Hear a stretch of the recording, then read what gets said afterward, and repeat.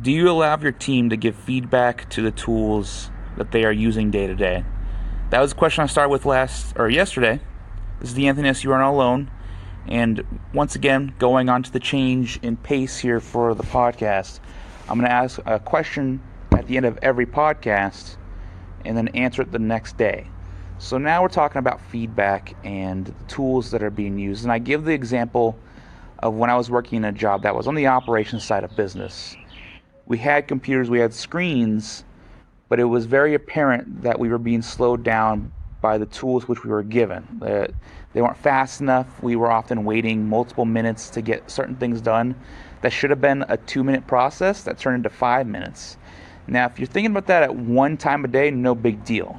We were a team of 60 people, and there was another team of 60 people at the mother or father location in another state. So 120 people. These actions were happening a couple times a day for each of us. That would take much longer. So now you're doing real math. You're doing 120 people, maybe 10 minutes a day. That's 1,200 minutes a day that you're spending by not buying slightly more expensive tools. And I mean, I'm talking slightly. You can create or buy computers that are fast enough. Like we went from Pentium core processors to i5s. And the cost a difference, I mean, a couple $100 extra, because they're buying in bulk for like 500 computers. So it really didn't matter too much. And by saving that time that was costing you money of people not getting it done, because now you're looking at the cost of paid professionals versus one fixed cost of a slightly more expensive computer. And I'm very aware that a fixed cost right now can be more expensive than a cost over time, which would be the time used to get the work done. But let's go deeper into it. Let's talk about the actual stress that creates on your team by not being able to get it done as fast. Let's talk about the actual time it takes for someone to sit there and not get it done, but then maybe now they're on their phone for part of the day, and it takes them now 8 minutes to get it done because they're being lazy, because they're being frustrated that they can't get the work completed properly without having to wait for the computer or wait for the tool. And let's even go deeper into the side of having the correct individuals on a leadership team to help those individuals. And this is why I love and don't love hiring internally, because it's hard to take a technician, someone that's working in the process, and make them a leader, and a proper leader at that. It's something I've dedicated my life to as a management consultant, because it's so important to take those individuals that are doing the work and then making them realize now they have to teach other people to do the work.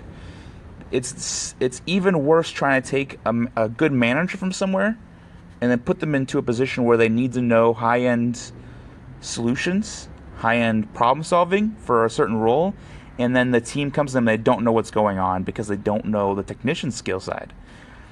So I definitely would advise, maybe we'll even that'll be the question at the end of the day right there. I'll think about it for another minute while we're doing this 5 minutes here.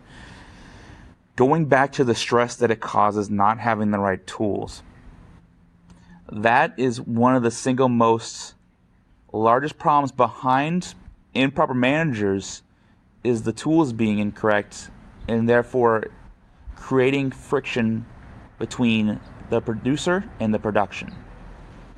So my overall advice, my intuition, what I've been taught over time, what I've seen from multiple times of watching companies fail because of this, you either find someone on your team that knows technology, find someone on your team that knows what it would actually take to get the process done, find a person or learn yourself what tools, what technology, what people are actually needed to solve it, and create less friction behind the process. Even if it takes a little extra money, do not skimp out on this part. I'm using process a lot.